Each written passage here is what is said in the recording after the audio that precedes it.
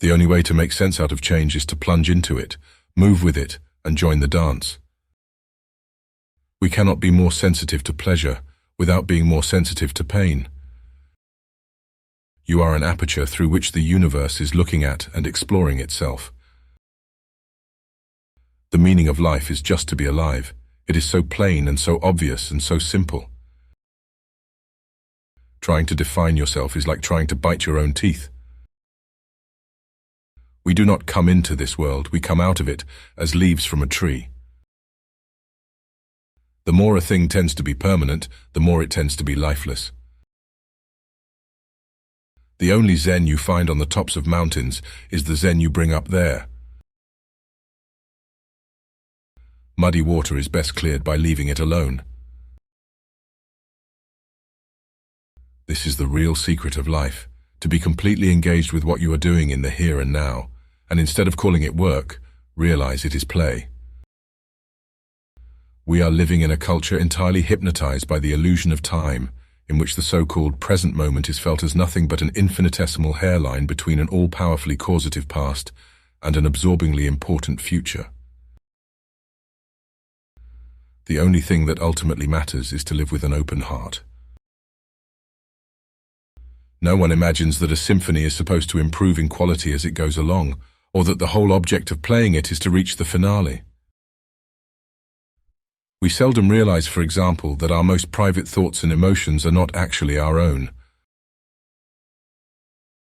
What the devil is the point of surviving going on living when it's a drag? But you see, that's what people do. You and I are all as much continuous with the physical universe as a wave is continuous with the ocean. The ego is nothing other than the focus of conscious attention. But I'll tell you what hermits realize. If you go off into a far, far forest and get very quiet, you'll come to understand that you're connected with everything. The only thing you really have any control over is your attention. If you can control your attention, you can control the world.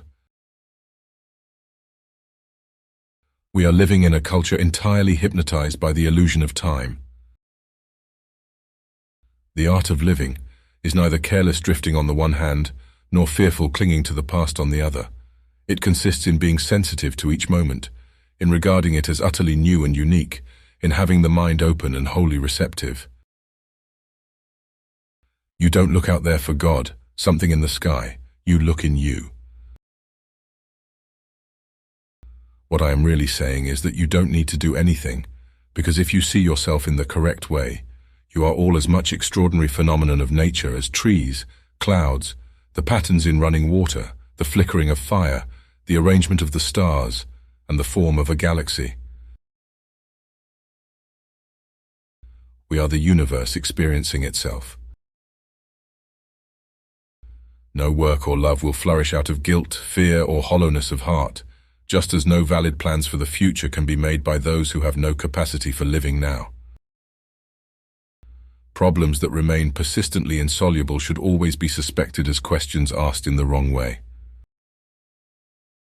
The past and future are real illusions, that they exist in the present, which is what there is and all there is. The reason we want to go on and on is because we live in an impoverished present.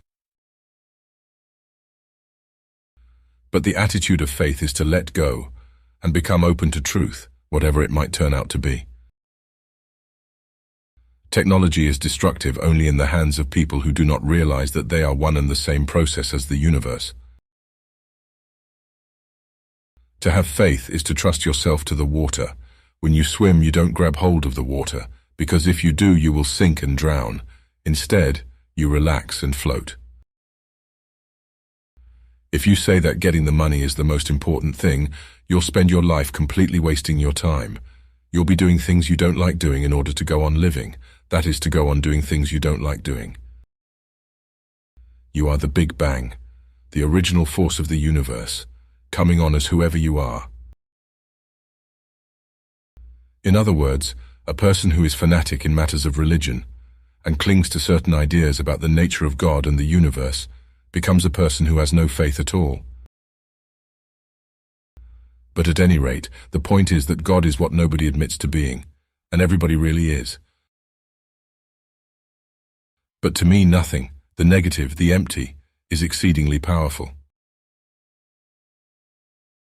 Zen does not confuse spirituality with thinking about God while one is peeling potatoes. Zen spirituality is just to peel the potatoes. To put it still more plainly, the desire for security and the feeling of insecurity are the same thing.